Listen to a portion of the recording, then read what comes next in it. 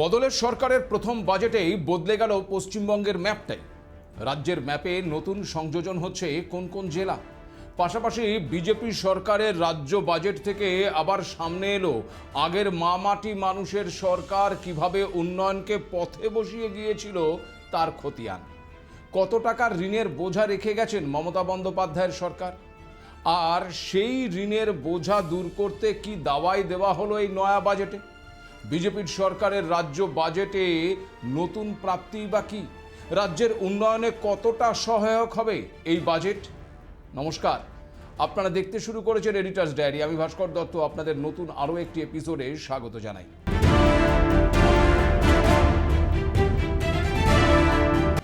দায়িত্ব নেওয়ার পর প্রথম বাজেট পেশ করলো বিজেপি সরকার, আর প্রথম বাজেটেই বাজিমাত এই কথাটা বলছি এই কারণে, বাজেটটিকে খুব ভালো করে খেয়াল করলে দেখতে পাবেন পরিকাঠামো উন্নয়ন থেকে শুরু করে শিক্ষা, শিল্প, স্বাস্থ্য, কৃষি সহ সামাজিক প্রকল্প সব দিকগুলোতেই কিন্তু গুরুত্ব দেওয়া হয়েছে।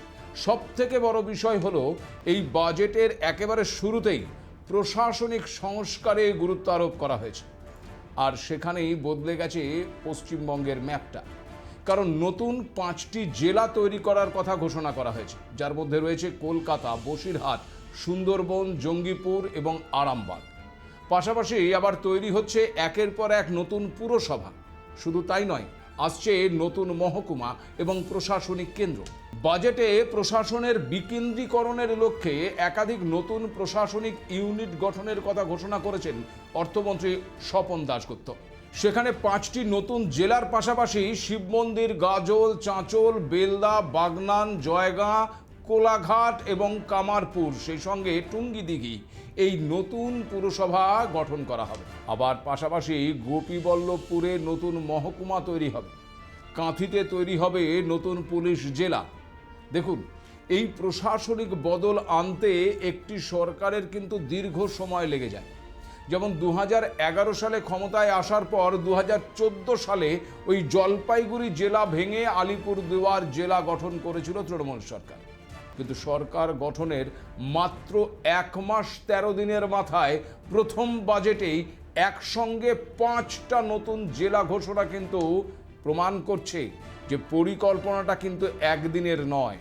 বাংলা গঠনের পরিকল্পনাটা বিজেপির দীর্ঘদিন ধরেই করা ছিল, ভাবনাটা আগেই ছিল, আজ তা ইমপ্লিমেন্ট করা হলো। প্রশাসনিক কাজকে সহজ করতেই কিন্তু এই ছোট ছোট জেলা ভীষণভাবেই কার্যকর। বিজেপির এটা একটা নিজস্ব স্ট্র্যাটেজিও বলা যায়। কারণ দেখুন, 2000 সালে ভারতে অটল বিহারী বাজপেয়ীর নেতৃত্বাধীন প্রথম এনডিএ সরকার এসেই 3টি নতুন রাজ্য গঠন করেছিল। মধ্যপ্রদেশ ভেঙে তৈরি হয়েছিল ছত্তিশগড়, বিহার ভেঙে গঠিত হয়েছিল ঝাড়খণ্ড, আর উত্তরপ্রদেশ ভেঙে আলাদা রাজ্য হিসেবে ওই 2000 সালেই জন্ম নিয়েছিল উত্তরাখণ্ড। রাজ্য স্তরেও আবার 1990 সালে বৈরন সিং শেখাওয়াতের নেতৃত্বে রাজস্থানে প্রথম কোনো বিজেপির রাজ্য সরকার ক্ষমতায় আসার পর বেশ কয়েকটি নতুন জেলা গঠিত হয়েছিল।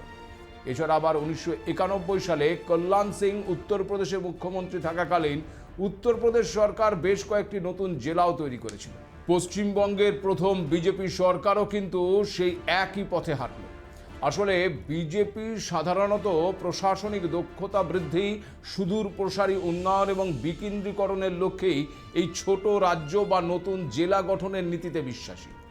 বড় রাজ্য বা জেলার ভূমিকায় ছোট প্রশাসনিক ইউনিটে সরকারের পক্ষে উন্নয়নমূলক কাজ এবং পরিষেবা ওই মানুষের দোরগোড়ায় পৌঁছে দেওয়াটা অনেক সহজ। বিজেপি সরকারের রাজ্য বাজেটে আরও একটি উল্লেখযোগ্য বিষয় হলো তোলাবাজি এবং সিন্ডিকেট রাজ মুক্ত করতে নয়া আইন আনার প্রস্তাব।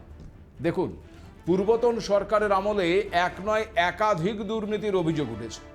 কখনো শুনেছেন সেই দুর্নীতি রোধে কখনো কোনো আইন আনার উদ্যোগ গ্রহণ করেছে তৃণমূল সরকার?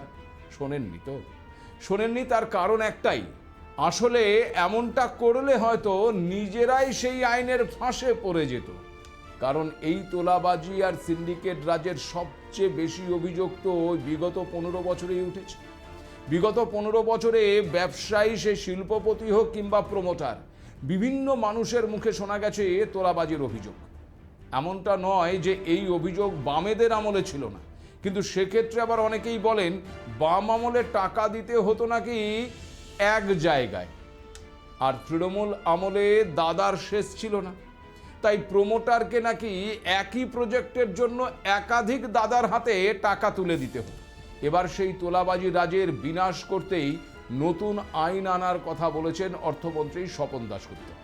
তবে শুধু আইন আনলেই কিন্তু হবে না, এই আইন লঙ্ঘন করলে আইন অনুযায়ী কঠোর ব্যবস্থাটা নিতে হবে।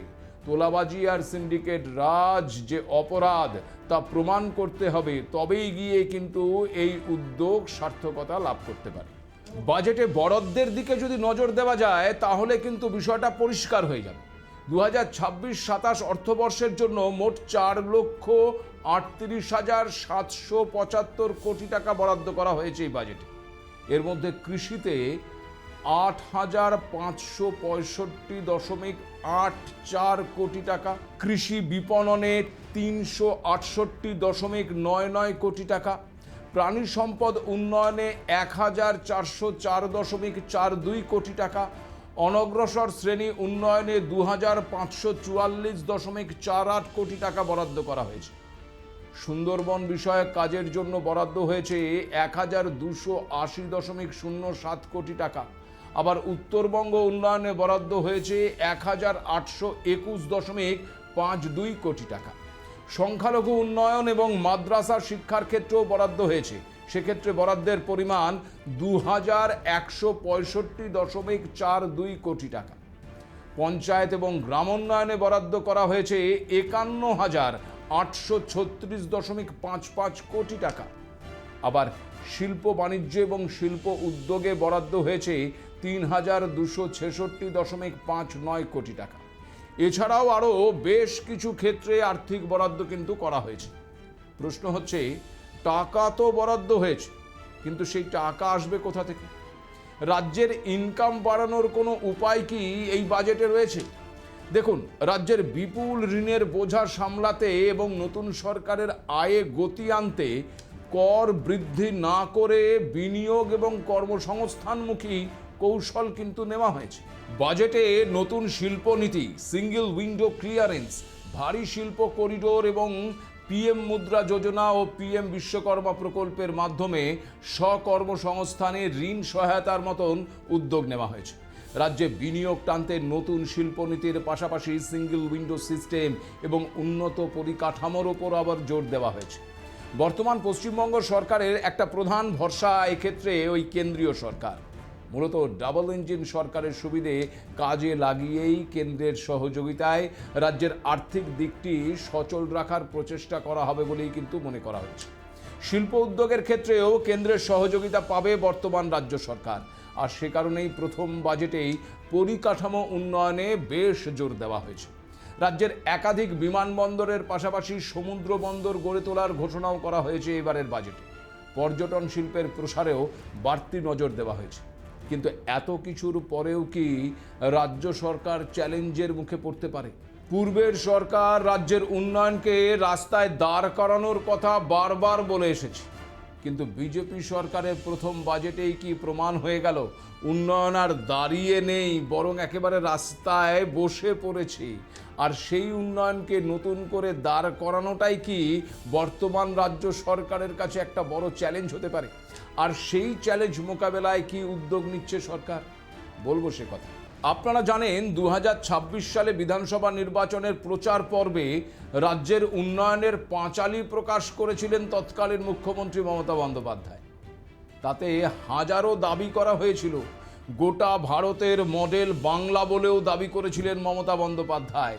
তিনি বলেছিলেন, আমরা 12 লক্ষ স্বনির্ভর গোষ্ঠী তৈরি করেছি, গোটা ভারতের মধ্যে বাংলা মডেল।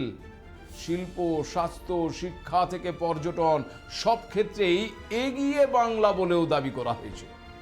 বারবার তৃণমূল কংগ্রেসের নেতাদের বলতে শোনা গেছে উন্নয়ন নাকি রাস্তায় দাঁড়িয়ে রয়েছে। কিন্তু বিজেপি সরকারের প্রথম বাজেট প্রকাশ হতেই আসল সত্যটা বেরিয়ে এল। গত 15 বছর নানান খেলা মেলা আর দান খয়রাতির জেরে রাজ্যের ঘাড়ে যে বিপুল ঋণের বোঝা চেপে রয়েছে তা আমরা সবাই জানতাম, কিন্তু আজ অর্থমন্ত্রী স্বপন দাশগুপ্ত জানিয়েছেন নতুন সরকার ওই পূর্বতন সরকারের কাছ থেকে উত্তরাধিকার সূত্রে মোট 8,15,691 কোটি টাকার এক বিশাল এবং পর্বত প্রমাণ ঋণের বোঝা পেয়েছে। এই বিপুল পরিমাণ ঋণ রাজ্যের অর্থনীতিকে কার্যত পঙ্গু করে দেওয়ার শামিল। তবে এই বিপর্যয় কাটিয়ে উঠতে নতুন সরকার কিন্তু বদ্ধপরিকর। এক্ষেত্রে অর্থমন্ত্রী আশ্বাস দিয়েছেন যে ভারত সরকারের প্রত্যক্ষ সহায়তা এবং সুনির্দিষ্ট আর্থিক সংস্কারের মাধ্যমে রাজ্যকে আবার স্থায়ী অগ্রগতির পথে ফিরিয়ে নিয়ে যাওয়ার আপ্রাণ চেষ্টা চালানো হবে। পাশাপাশি চলতি বাজেটে রাজ্যের রাজকোষ ঘাটতি নিয়ন্ত্রণে আনার এক আশাব্যঞ্জক রূপরেখাও কিন্তু তুলে ধরেছেন অর্থমন্ত্রী। বাজেটের পরিসংখ্যান অনুযায়ী আনুমানিক রাজস্ব ঘাটতি জিএসডিপির নিরিখে কমিয়ে 1.02% আনার লক্ষ্যমাত্রা নেওয়া হয়েছে, যা ওই 2025-26 অর্থবর্ষের সংশোধিত হারে ছিল 2.07%। একইভাবে আর্থিক ঘাটতি 3.40% থেকে কমিয়ে জিএসডিপির 2.91% নামিয়ে আনার পরিকল্পনা করা হয়েছে। অন্যদিকে আবার এই জিএসডিপির নিরিখে সামগ্রিক ঋণের হারও 38.29% থেকে কমিয়ে 37.98% নামানোর লক্ষ্যমাত্রা রাখা হয়েছে। সব মিলিয়ে পূর্বতন সরকারের রেখে যাওয়া অর্থনৈতিক স্থবিরতা কাটিয়ে বাংলাকে নতুন দিশা দেখানোটাই এখন নতুন রাজ্য সরকারের কাছে প্রধান চ্যালেঞ্জ, এ বিষয়ে কোনো সন্দেহ নেই। কর্মসংস্থানের দিক থেকে এই বাজেটে 1 লক্ষ শূন্য পদ পূরণ করার লক্ষ্যমাত্রা রাখা হয়েছে। তার মধ্যে আবার 33% শূন্য পদ মহিলাদের জন্য সংরক্ষিত থাকবে। 1 লক্ষ শূন্য পদের মধ্যে 20,000 পুলিশে নিয়োগ হবে, 50,000 শিক্ষক নিয়োগ করা হবে, অধ্যাপক এবং শিক্ষাকর্মীও রয়েছে তার মধ্যে। 1,000 ইস্টার্ন ফ্রন্টিয়ার রাইফেলসে নিয়োগ হবে, যেখানে 10% পদ আবার ওই অগ্নিবীরদের জন্য সংরক্ষিত থাকবে। আমরা প্রত্যেকেই জানি যে পূর্বতন সরকারের আমলে এই নিয়োগ নিয়ে কি হয়েছে। সেক্ষেত্রে স্বচ্ছতার সাথে নিয়োগ প্রক্রিয়া সম্পন্ন করাটাও কিন্তু বর্তমান রাজ্য সরকারের কাছে আরও একটা বড় চ্যালেঞ্জ। নিয়োগ দুর্নীতির কারণে গোটা রাজ্য জুড়ে আজ এই তৃণমূলের নেতা প্রাক্তন মন্ত্রীদের ডিম ছুঁড়ে মারছে আমজনতা। এখানে একটা মজার হলেও সত্য তথ্য আপনাদেরকে দিই। তৃণমূলের তরফে যে উন্নয়নের পাঁচালি তুলে ধরা হয়েছিল, আপনারা জানেন কি সেই উন্নয়নের পাঁচালিতেও ডিম ছিল? মমতা বন্দ্যোপাধ্যায় উন্নয়নের খতিয়ান দিতে গিয়ে 12টি রাজ্যে ডিম পাঠানোর দাবি করেছিলেন, কিন্তু তারপরেও ডিমের দাম বৃদ্ধির জন্য সেই কেন্দ্রের দিকেই অভিযোগের আঙুল তুলেছিল। মুরগির খাবারের দাম বৃদ্ধির অভিযোগ করেছিলেন মমতা বন্দ্যোপাধ্যায়। হয়তো এই অভিযোগ মুরগিদের খুব একটা ভালো লাগেনি। এখন মনে হয় সে কারণেই ডিম আছড়ে পড়ছে ওই তৃণমূল নেতা কর্মীদের গায়ে, মুখে, মাথায়। বকেয়া ডিএ দাবি করার জন্য এই মমতা বন্দ্যোপাধ্যায় আবার সরকারি কর্মচারীদের একাধিকবার অপমানও করেছেন। সুপ্রিম কোর্টের নির্দেশ সত্ত্বেও সেই ডিএ প্রদান করেননি। বিজেপি সরকারে এসে প্রথম বাজেটেই বর্তমানে 18% মহার্ঘ ভাতার ওপর অতিরিক্ত আরও 20% ডিএ দেওয়ার কথা ঘোষণা করেছে, যার ফলে মোট ডিএর হার হবে এখন 38%। পেনশন প্রাপকরাও কিন্তু অতিরিক্ত ডিআর পাবেন। এই ডিএ বৃদ্ধি 1 অক্টোবর থেকে কার্যকর হবে। অনেক দিন ধরেই কেন্দ্রীয় হারে ডিএর দাবি করে আসছেন রাজ্য সরকারি কর্মচারীরা। বিগত সরকারের বিরুদ্ধে দিনের পর দিন আন্দোলন বিক্ষোভ চালিয়ে গেছেন তারা। বর্তমানে কেন্দ্রীয় সরকারি কর্মীরা 58% হারে ডিএ পান। সেক্ষেত্রে আজ এই ডিএ বৃদ্ধির ঘোষণার পর কেন্দ্রের সঙ্গে এই ফারাকটা কিন্তু অনেকটাই কমলো বলেই মনে করা হচ্ছে। বিজেপি সরকারের প্রথম বাজেটে যেমন মমতা বন্দ্যোপাধ্যায়ের সরকারের আমলে তৈরি করা উন্নয়নের ফানুসটা ফুটো হয়ে গেছে, ঠিক তেমন আবার নির্বাচনে হারের পর ওই অভিষেক বন্দ্যোপাধ্যায়ের বহুল প্রচলিত ওই ডায়মন্ড হারবার মডেল একেবারে ভেঙে চুরমার হয়ে গেছে। আর রাজ্য বাজেটে তাই ফলতা বিধানসভাকেই মডেল হিসেবে গড়ে তোলার কথা ঘোষণা করা হয়েছে। মুখ্যমন্ত্রী শুভেন্দু অধিকারীর পূর্ব ঘোষণা মাফিক বাজেটেও প্রস্তাব দেওয়া হলো যে দক্ষিণ 24 পরগনার ওই জনপদ মানে ফলতাকে মডেল ব্লক হিসেবে গড়ে তোলা হবে। প্রথম দফায় স্বাস্থ্য এবং শিক্ষা খাতে বিশেষ নজর দিয়েছেন ওই শুভেন্দুবাবুর সরকার। ফলতাবাসীকে উন্নত স্বাস্থ্য পরিষেবা দিতে প্রধান ব্লক প্রাথমিক স্বাস্থ্য কেন্দ্রকে 100 শয্যার গ্রামীণ হাসপাতালে উন্নীত করা হবে। কম্প্রিহেন্সিভ এমার্জেন্সি অবস্টেটিক কেয়ার বা সামগ্রিক জরুরি প্রসূতি সেবার বন্দোবস্ত থাকবে ওই হাসপাতালে, যার ফলে প্রসূতিদের আর দূরের হাসপাতালে যেতে হবে না। তাছাড়া আবার ফলতায় মহিলা কলেজ তৈরি হবে বলেও ঘোষণা করা হয়েছে। ফলতা থানায় মহিলাদের জন্য আলাদা হেল্প ডেস্ক তৈরি করার কথাও বলা হয়েছে। আরও পুলিশ আধিকারিককে নিয়োগ করার কথাও বলা হয়েছে এই বাজেটে। যে ডায়মন্ড হারবার মডেলকে সামনে রেখে অভিষেক বন্দ্যোপাধ্যায় বলেছিলেন ডায়মন্ড হারবার আজ যা ভাবে বাংলা পরে তা ভাবে, সেই অভিষেক বন্দ্যোপাধ্যায় এখন ইডি, সিবিআই আর সিআইডির জেরায় জেরবার। রাস্তায় নামলেই জুটছে ডিম আর উঠছে চোর চোর স্লোগান। আর সেই ডায়মন্ড হারবারেই এবার ফলতা মডেল তৈরি করাটা একটা রাজনৈতিক বার্তা বলেই কিন্তু মনে করছেন রাজনৈতিক বিশ্লেষক মহল। এখানে একটা কথা না বললেই নয়, এই অভিষেক বন্দ্যোপাধ্যায় তার ডায়মন্ড হারবার মডেলে সেবাশ্রয় নামক একটি প্রকল্প নাকি চালু করেছিলেন, যেখানে নাকি বিনামূল্যে মানুষকে চিকিৎসা দেওয়া হতো। প্রশ্ন হচ্ছে, তিনি সরকারি হাসপাতালগুলোকে ডেভেলপ না করে নিজে একজন সাংসদ হয়ে আলাদা করে সরকারের বা শাসক দলের অন্যতম প্রধান ব্যক্তি হয়ে এই সেবাশ্রয় প্রকল্প চালিয়েছিলেন কেন? সেক্ষেত্রে কি কোনো একটা দুর্নীতির বেড়াজাল গড়তে চেয়েছিলেন? প্রশ্নটা কিন্তু উঠছে। আর রাজ্য সরকার তাই সেই ফলতা মডেলকেই সামনে রেখে সেখানকার স্বাস্থ্য ব্যবস্থাকে সরকারিভাবে উন্নত করার উদ্যোগ গ্রহণ করেছে।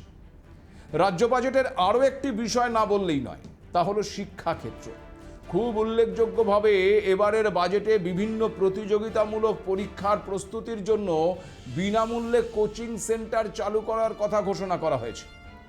IIT, JEE, NEET, CAT, GATE এবং সিভিল সার্ভিসেস পরীক্ষার মতন প্রতিযোগিতামূলক পরীক্ষার প্রস্তুতি নেওয়ার শিক্ষার্থীদের বিনামূল্যে প্রশিক্ষণ দেওয়ার জন্য প্রতিটি জেলায় স্কিল ডেভেলপমেন্ট সেন্টার চালু করা হবে বলে জানিয়েছেন অর্থমন্ত্রী। দেখুন, এই উদ্যোগ পূরণ হলে একটা বড় বিষয় কিন্তু পরিলক্ষিত হতে পারে। বাংলার মেধার অভাব কিন্তু কোনোদিনই ছিল না, কিন্তু সেই মেধাকে সঠিকভাবে কাজে লাগানো যেমন যায়নি, তেমন আবার মেধার বিকাশ ঘটানোর প্রচেষ্টাও করা হয়নি। ভারতের অন্য রাজ্যের যুবক যুবতীরা এই অল ইন্ডিয়ার পরীক্ষাগুলোতে যেভাবে সফলতা লাভ করে আসছে, সে তুলনায় কিন্তু বাংলার ছেলেমেয়েরা পিছিয়ে রয়েছে। ইউপিএসসি, এসএসসি, সিজিএল বা বিভিন্ন রাজ্যের পিএসসি পরীক্ষায় যেমন সফলতার এবং শীর্ষস্থানে অর্জনের দিক থেকে সামগ্রিকভাবে এগিয়ে রয়েছে উত্তরপ্রদেশ এবং দিল্লি, আবার সিভিল সার্ভিসেস এবং অন্যান্য প্রতিযোগিতামূলক পরীক্ষায় প্রথম সারিতে অবস্থান করছে রাজস্থান এবং বিহার। সেখানে বাংলা কিন্তু অনেক পিছিয়ে রয়েছে। খুব স্বাভাবিকভাবেই এই প্রতিযোগিতামূলক পরীক্ষার প্রস্তুতি নেবার জন্য যদি শিক্ষার্থীরা বিনামূল্যে প্রশিক্ষণ পায়, তবে কিন্তু অনেক পিছিয়ে পড়া বা গরিব মেধাবী ছাত্রছাত্রীরা সফলতা অর্জন করতে পারবে। সব মিলিয়ে রাজ্যবাসীর প্রত্যাশা পূরণের লক্ষ্যে বিজেপি সরকারের প্রথম বাজেটকে ইতিবাচক বাজেট বলেই দেখছে সবাই। কিন্তু এখন দেখার বাজেটের প্রস্তাব আর বাস্তব এই দুটোর মেলবন্ধন হয় কিনা। আজ এ পর্যন্তই। নমস্কার।